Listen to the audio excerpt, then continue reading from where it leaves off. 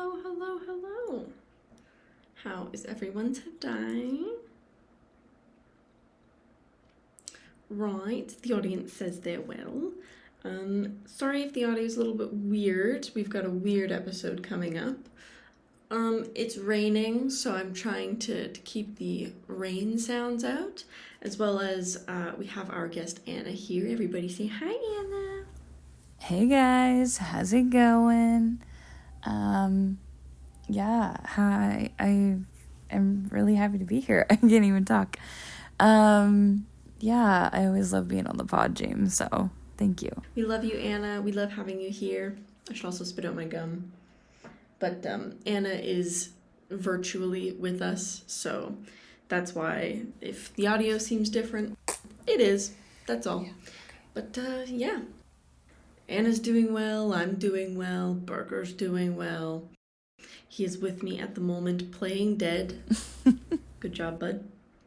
And I'm also recording on my laptop, so we'll see if this is better than my iPhone quality. Sometimes I use my iPad, but this time it's different. It's different. Anyway, enough with the chit-chat. Let's get right into the Hillside Strangler. I'm Kate. And I'm Jane, and this is Creeps and Coffee, a show where we talk about the dark parts of the world around us. Cryptids, conspiracies, things that go bump in the night, and the crimes behind the scariest creatures of all, humans. Join us as we take a look at the stories sure to give you the creeps. Pull up a seat, grab a coffee, and let's have a chat. I kind of just sprung this on Anna. I know she's done a little bit of research, but for everyone who hasn't heard of it, we are going to be talking about the Hillside Strangler, also later known as the Hillside Stranglers, plural. Bum, bum, bum. So, to begin, this was originally it was just one American serial killer, so we thought. But later they found out it was two. I wanted to build up to that, but it's in the name. It's in the names. It's in the description. You'll see it. I can't hide it from you. But yes, the Hillside Stranglers ended up being two American serial killers who were terrorizing London. Okay. Oh, wait. No, I'm lying to you. Who were terrorizing Los Angeles. They both started with L, that's why I said that. Terrorized Los Angeles, California, between the times of October 1977 to February 1978. And so the nicknames originated from the fact that many of the victims' bodies were discovered on the wooded hillside surrounding the city. The perpetrators were eventually discovered to be Kenneth, this is where Caitlin would come in, Kenneth Bianchi, I think it's Bianchi, and Angelo Buono Jr., who I will probably refer to as Kenneth and Angelo because the last names are harder. Also, trigger warning, there is mention in this episode. This is one of our darker ones. It's a true crime one. It involves murder, rape, dark stuff. So go listen to another episode, maybe on cryptids, if this is not for you. That's okay. We love you. Have a great day. And bye-bye. So just a brief overview. All except one of these murders, and there was quite a few, were committed in Angelo's upholstery shop in Glendale, California. Oh. And upholstery is fixing furniture, making it look better, bringing it back to life, that sort of thing. Oh, gotcha. And so, the victims had a wide range from 12 to 28. And I know, Anna, you've done a little bit of research on this. Teenagers, and I don't know, the documentary that I had seen said victims were young as 12 years old, and it's just fuck, man. Fuck, I feel like I'm spiraling right now. I'm the world sucks. I'm fuck. How are you supposed to trust anybody? I don't really understand. How? Like, literally how? Yeah. So, range 12 to 28, they were raped, sodomized, beaten, tortured.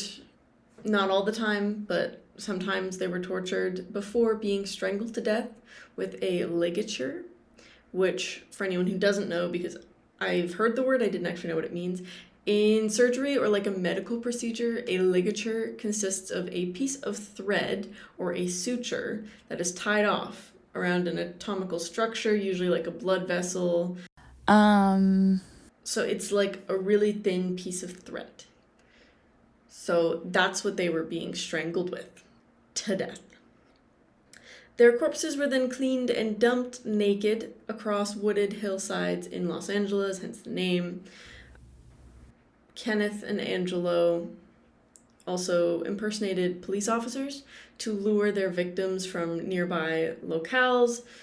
According to Wikipedia, thank you, wikipedia.org, then drove them to Angelo Buono Jr.'s upholstery shop to then be sexually assaulted and then killed quickly after. Okay, yeah. So this all started with the murders and deaths of 2 prostitutes who were found strangled and dumped naked on the northeast side of Los Angeles in October and early November of 1977. And it was not until the deaths of 5 young women who were not prostitutes that people started noticing what was happening. Really? No, wait. And I think that really says something about how we treat women and how the world views, or at least how they viewed, sex workers in the past. But the girls who had been abducted from the middle-class neighborhoods were the ones who drew in the media attention, and subsequently the name the Hillside Strangler, came to be. The murders caused a moral panic, and young women were very scared to go out after dark, as they should be. I think you should still be scared to be after dark as a woman. I'm sorry. The world is just not a safe place, not for men or women.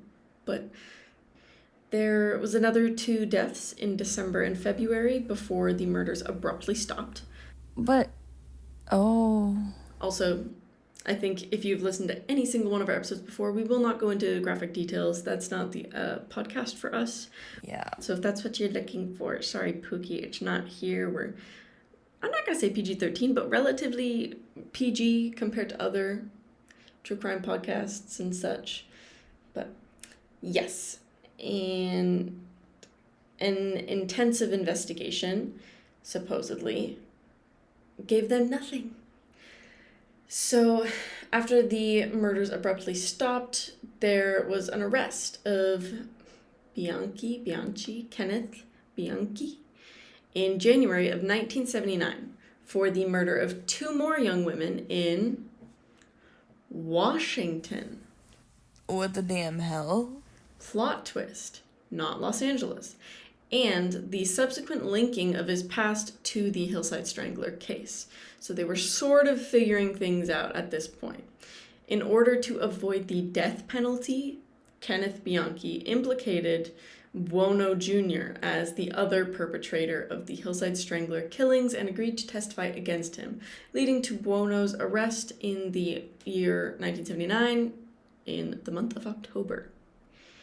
And in order to avoid the death penalty, Bianchi decided to plead guilty to 5 of the murders in California, which he was subsequently sentenced to life in prison, which he was to serve in Washington. Buono pleaded not guilty and was convicted of 9 of the Hillside Strangler murders in late 1983 before being sentenced to life without parole. And Buono died in prison in September 2002 at age 69. Good. Good riddance. Yes, no, exactly. Yeah, totally. Obviously, also this happened in America. I don't know if I said that. But yeah, so they were apprehended 45 to 46 years ago. And the killing spree lasted like a year, give or take. And supposedly there was, I think it said like 10 victims. and then 2 that Bianchi had done by himself. So these murderers were the Hillside Stranglers. It's almost as if Caitlin is here as well. Me, Caitlin, Anna.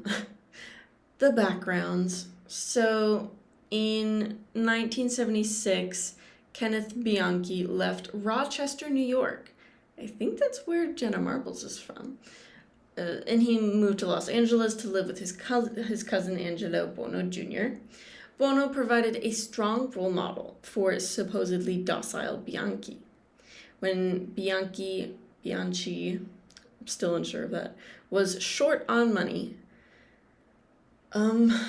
Angelo decided to come up with the idea of getting some girls to work for them as prostitutes.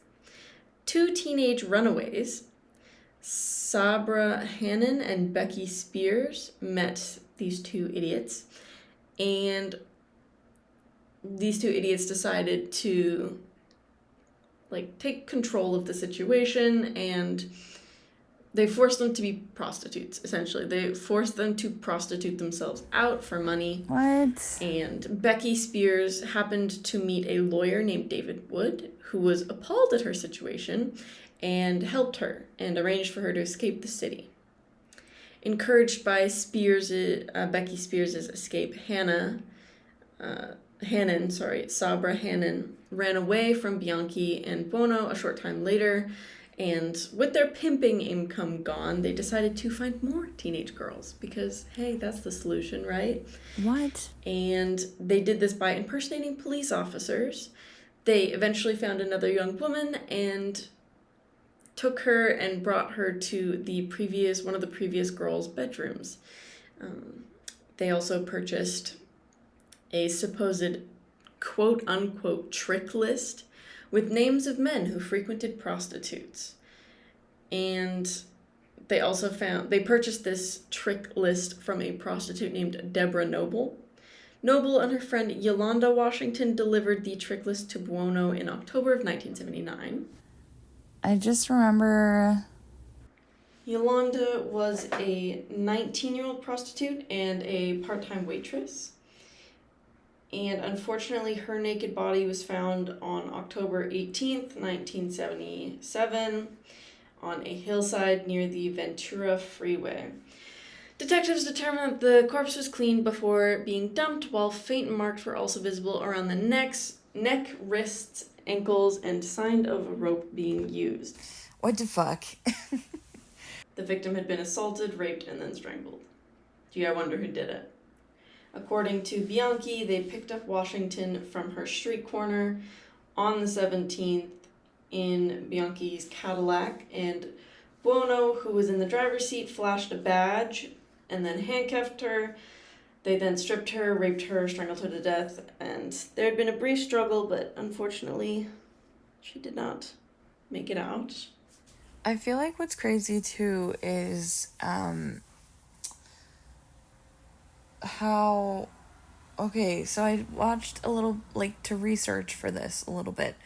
I watched, some of the documentary that I could find on YouTube, and, they just talked about how the men had, these men had 2 kind of different personalities, obviously, but they were just, it just brings to mind so many other crimes, I think, like this, namely, Ted Bundy, or just, someone who is seemingly harmless or charming, and also probably very handsome. And I think, yeah, Ted Bundy, we think about it now, and it's he wasn't actually that hot, but I think at the time, people deemed him as, really hot, because, I don't know. I actually have no idea, but... sorry. Anyway, it's just, it doesn't take, someone being, running rampant with a knife for innocent people to be killed, basically.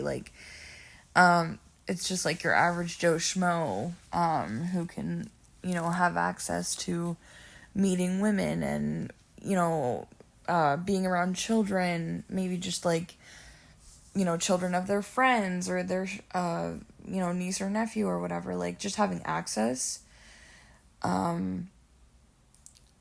Like it doesn't take like a really crazy seeming person, I think, to commit these actions. It's just something that brings to mind. It's just, I don't know. So on November 1st in 1977, police were called to Alta Terrace Drive, a neighborhood about 12 miles north of downtown Los Angeles, where the body of a teenage girl was found naked, face up in a parkway in a middle-class residential area. The homeowner had covered her up with a tarp in the early morning hours to prevent the neighborhood children from viewing her on their way to school.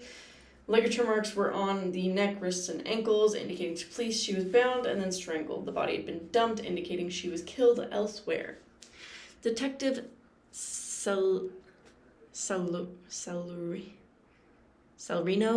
also found a small piece of light-colored fluff on her eyelid and saved it for the forensic experts. A coroner's report further detailed that she'd been raped and sodomized. No, that's not... Yeah. What? That's fucked. The girl, who was described as being small and thin, weighing about 90 pounds and appearing to be a 16-year-old. Oh my god, she was so tiny. She was eventually identified as 15-year-old Judith Lynn Miller, a former student of Hollywood High School. After dropping out, Miller was a runaway and a small-time sex worker. Miller was last seen alive on Halloween, October 31st, talking to a man driving a large two-tone sedan on Sunset Boulevard next to Kearney's. The Stranglers had told her they were undercover police officers, and as you would guess, handcuffed her, took her to Bono's upholstery auto shop. Auto upholstery, so refurbishing car stuff. Right, anyway, they took her there in Glendale and then murdered her as well. I can't believe that. 5 days later, on November 6th, the nude body of another woman was discovered near the Chevy Chase Country Club in Glendale. Like the previous, her body bore 5-point ligature marks, so neck, wrists, and ankles, and showed signs of having been strangled and raped, but not sodomized.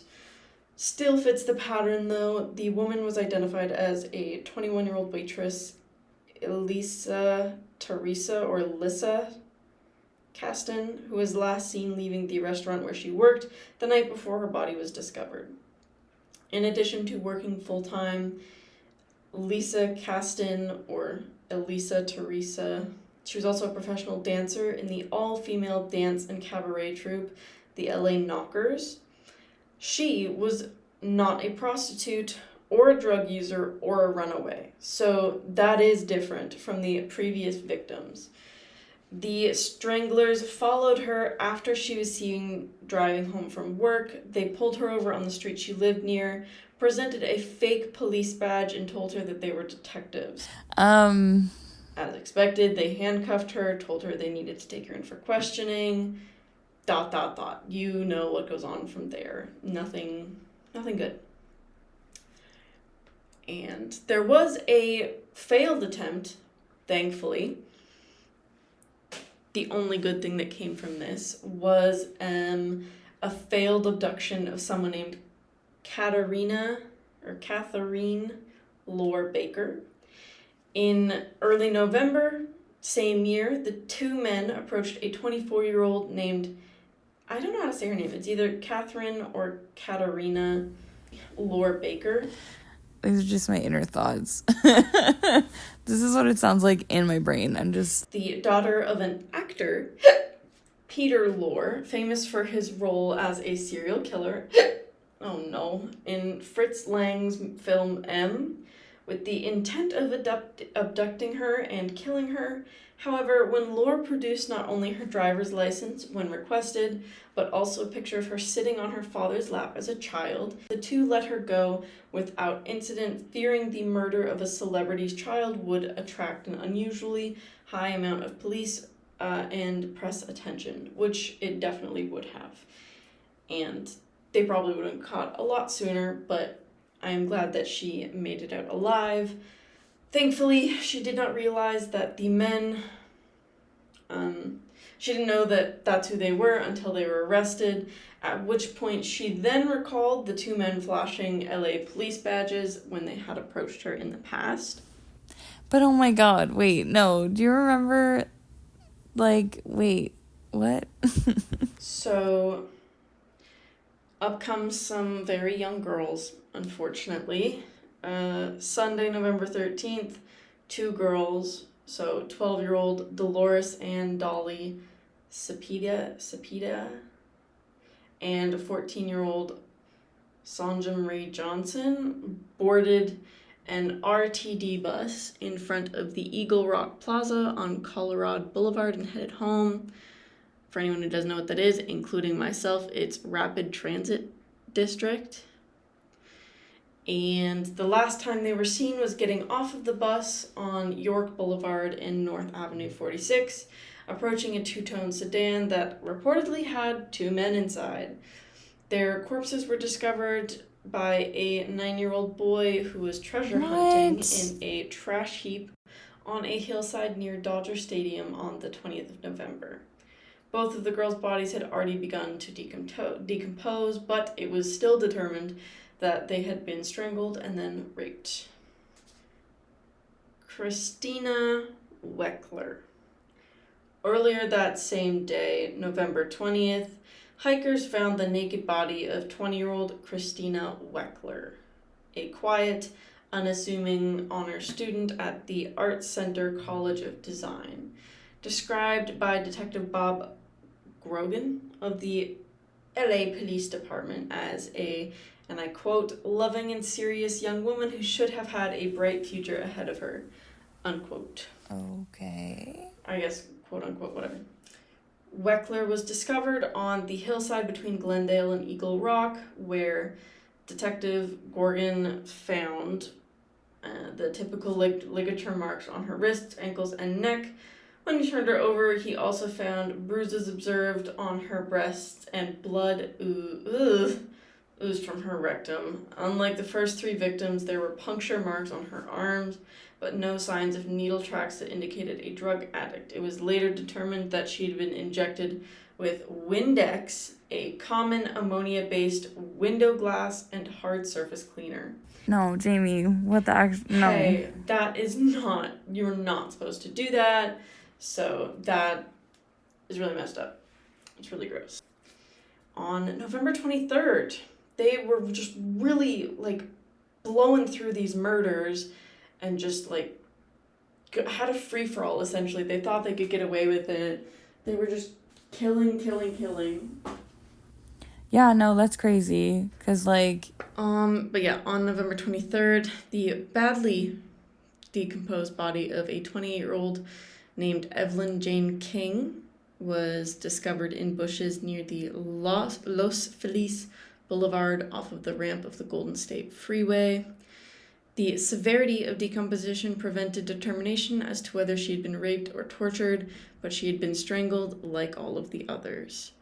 In response, authorities created a task force initially composed of 30 officers from the LAPD, including the Sheriff's Department and the Glendale Police Department, to catch the predator who had now been dubbed the Hillside Strangler. Evelyn Jane King was an aspiring actress who had gone missing on November 9th. So they didn't find her body for 3 weeks. On the November 29th, guess what? Guess what I'm about to say. Police found the body of 18-year-old Lauren Ray Wagner, a business student who had lived with her parents in the San Fernando Valley, in the hills around Los Angeles, Mount Washington. She had ligature marks from her neck, ankles, and wrists. Shocker. There was also burn marks on her hands indicating that she had been tortured. No, because that's Lauren's fucked. parents had expected her to come home before midnight, and then by the next morning, they found her car parked across the street with the door ajar. Her father questioned the neighbors, and he found the woman who lived in the house, like right where Lauren's car had been parked, had saw her abduction. This woman, she stated that she saw two men. One was tall and young, the other one was older and shorter with quote-unquote bushy hair. She also stated that she heard Lauren cry out, "You won't get away with this," during her abduction. Ah! And that is all that we know about that. On December 14th, in 77, the naked body of a 17-year-old prostitute, Kimberly Diane Martin, who had also showed signs of being tortured, was found on a deserted lot near Los Angeles City Hall. Kimberly Martin had previously joined a call girl agency because she feared exposing herself on the streets with the Strangler on the loose. The killers happened to place a call at her agency from a Hollywood public library payphone, and she was the call girl who happened to be dispatched. So really just wrong time, wrong place. Wow. In a very dangerous profession. And the police investigated the apartment she'd been dispatched to. They found it had been vacant and broken into, and that was the end of her life. Cindy Hudspeth is the next and final Hillside Strangler victim, I believe. And her body was discovered in Los Angeles on February 17th of 1978 when a helicopter pilot spotted an orange Datsun. I think that's how you pronounce it. It's a Japanese vehicle, like a Nissan or whatever. They spotted an orange one abandoned midway down a cliff on the Angeles Crest Highway. Police responded to the scene and discovered the nude body of the car's owner, 20-year-old Cindy Lee Hudspeth, a student and part-time waitress. Her body was in the trunk. And again, her corpse showed ligature marks. She'd been raped and tortured. She'd also been strangled, and her body was placed in the trunk of her car, which they then pushed off a cliff.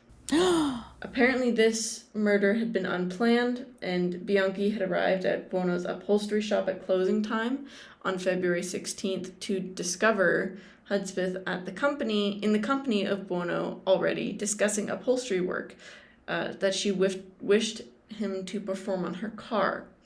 The two men had a private discussion, then opting to make her their next victim. Why is everything fucked up? Yeah. Anyway, continue. Get it, girl. Thankfully, they got caught, as I mentioned earlier. And in January of 79, after an intense investigation, the police charged them with the crimes. Bianchi had fled to Washington, where he was arrested by the Bellingham Police Department for raping and murdering two women he had lured home for a house-sitting job. I hate that. Bianchi attempted to set up an insanity defense, claiming that he had a dissociative identity disorder, DID, and that a personality separate from himself committed the murders. Court psychologists, notably Dr. Martin Orne, observed Bianchi and found that he was faking it. So Bianchi agreed to plead guilty and testify against Buono in exchange for leniency. The conclusion of the trial was in 1983, and the presiding judge, Ronald M. George, who later became the Chief Justice of the California Supreme Court, stated during sentencing, and I'm quoting this, "I would not have the slightest reluctance to impose the death penalty in this case were it within my power to do so. Ironically, although these two defendants utilized almost every form of legalized execution against their victims, the defendants have escaped any form of capital punishment." Unquote. Yeah, no, that is fucked, actually, for sure. Bianchi is serving life sentence at the Washington State Penitentiary in Walla Walla, and Buono died of a heart attack on September 21st, 2002 at the Calipatria State Prison in California, where he was also serving a life sentence. Glad he's dead. Wish he would have served longer. Sorry. Fun fact, in 1980, Bianchi began a relationship with a woman named Veronica Compton. During his trial, she also must be, this is my opinion, mentally ill, severely mentally ill to get involved in this. But yeah, during his trial, she testified for the defense. While incarcerated, Bianchi smuggled a semen-filled condom into a Okay. spine of a book so she could use it to stage a rape/murder supposedly committed by the Hillside Strangler. What are you talking about? You're literally crazy. She was later convicted and imprisoned for attempting to strangle a woman. She had lured to a motel in an attempt to have authorities believe that the Hillside Strangler was still on the loose and that the wrong man was imprisoned. She was released in 2003. You crazy lady. Oh, okay. Yeah. So there's not too much else to go over. You know, I think CNN did a report on it in like 2002 when What's-His-Face died. And there's a couple of different books about it, you know, The Power and the Evil, the Encyclopedia of Serial Killers, they're mentioned in Compulsion to Kill, On Trial for Murder, Two of a Kind. These are all different like books.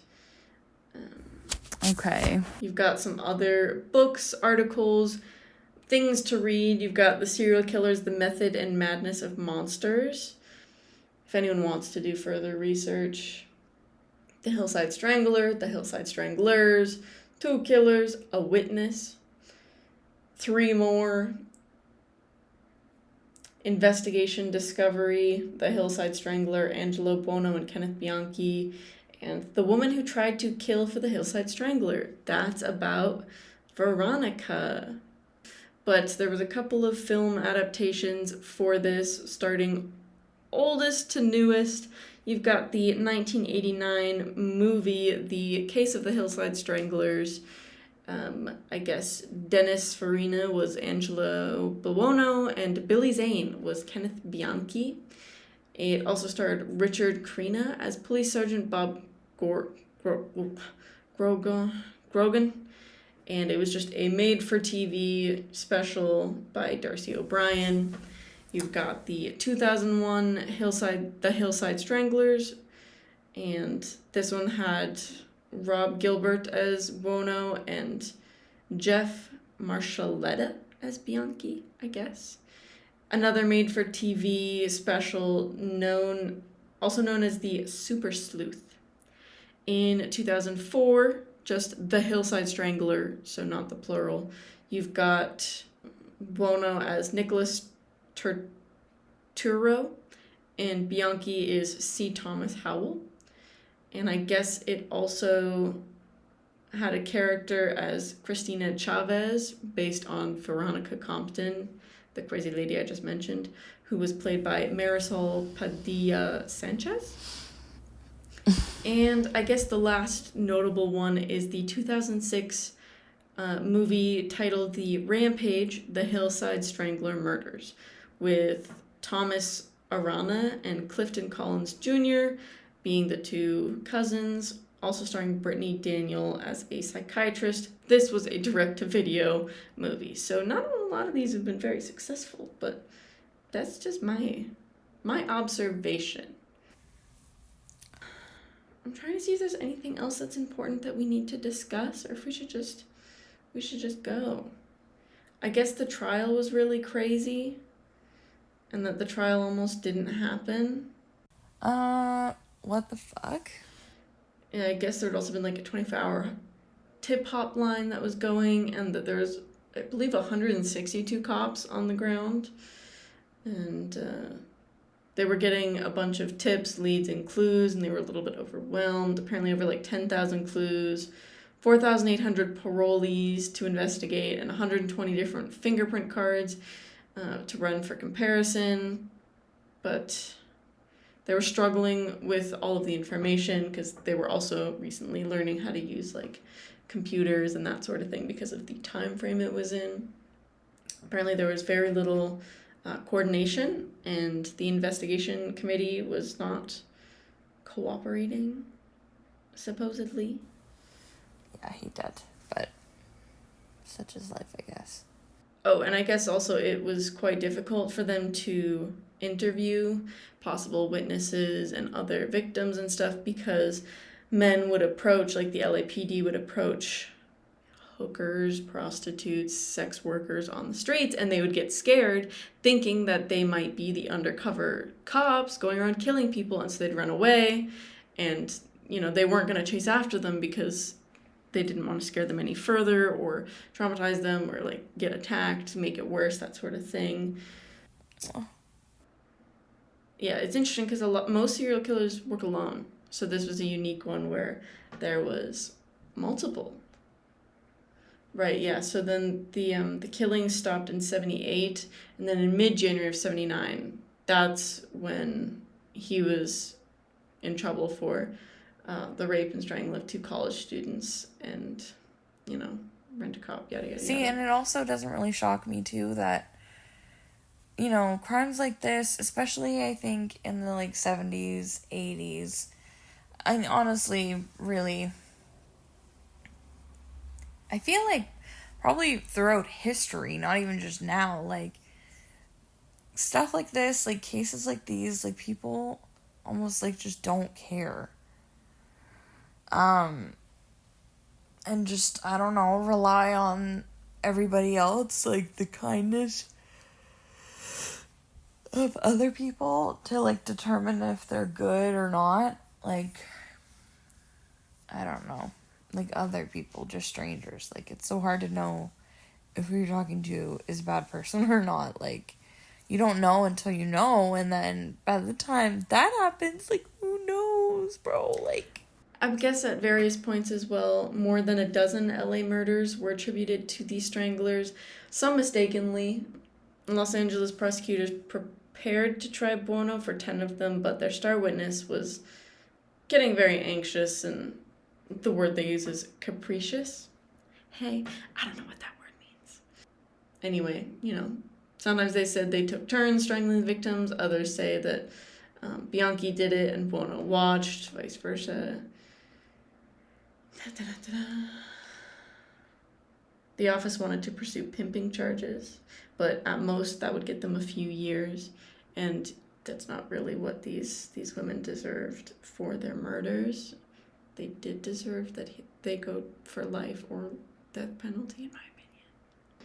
To help them in their case, there was also polyester fibers on 2 of the victims, matching the material found in Buono's shop. So I guess the Attorney General's office prosecuted Buono, which became the longest murder trial in American history, a record that supposedly still holds.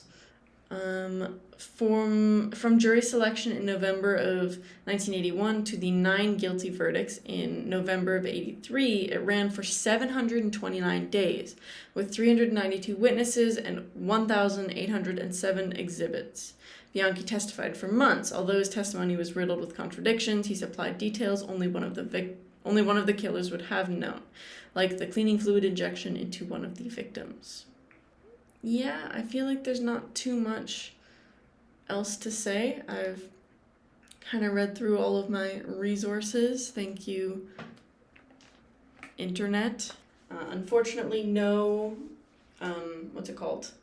no closing statements from Anna Banana. She had to go, but that's okay.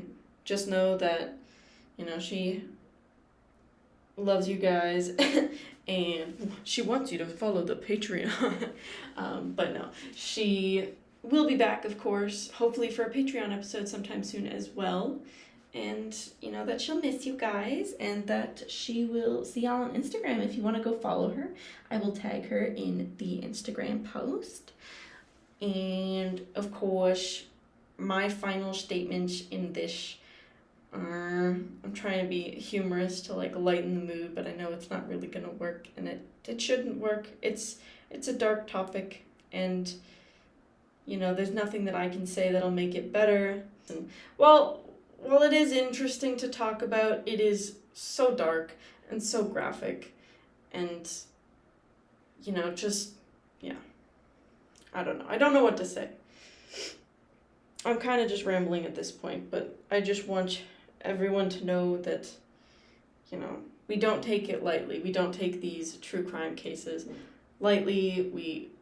We take them and we want to give them as much attention as we can, while also not sort of exploiting the victims and their names, and we just want to do them justice and retribution, hell, revenge if we can. But yeah, I think I've said all I can say. I'll do my outro now. You know, thanks for listening. Sorry if the audio's weird, I can't help it. And we will see you in the next one, I guess. Thank you for listening. Go subscribe to our Patreon, which is patreon.com/creepsandcoffee, where we have 2 patrons now. Wee! Thanks, guys. We love you. You can also follow us on Instagram, as I mentioned before. Go follow us there. We'll tag Anna. It's creepsandcoffee. So creeps with an N, and then coffee, no caps. And then you've got @creepsandcoffee on X, aka Twitter. Or you can send us a message or an email or whatever you want with the creepsandcoffee@gmail.com. And yeah, okay. I'm gonna go now. I don't know. Go you know? Okay. Yeah, okay. Okay, bye. Creeps and Coffee is produced and edited by us, Kate and Jane. Our theme music is Stuck in a Hole by Dated. For more information on where to find them, check out the link in our show notes. And to connect with us, follow us on Instagram and Twitter @Creeps and Coffee.